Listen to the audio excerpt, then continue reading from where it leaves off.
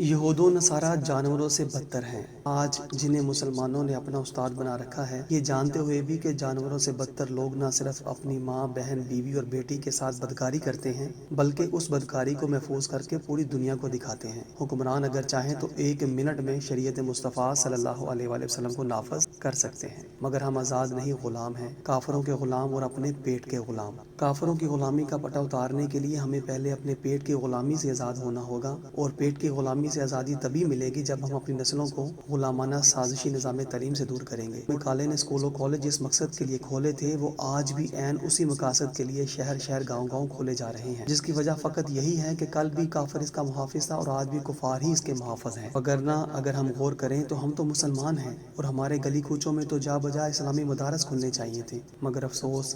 آج ہماری نسلیں کافروں کی وضاحت اپنا کر اور ان کے قوانین کو اپنے لیے فلاح جان کر پروان چڑھ رہی ہیں۔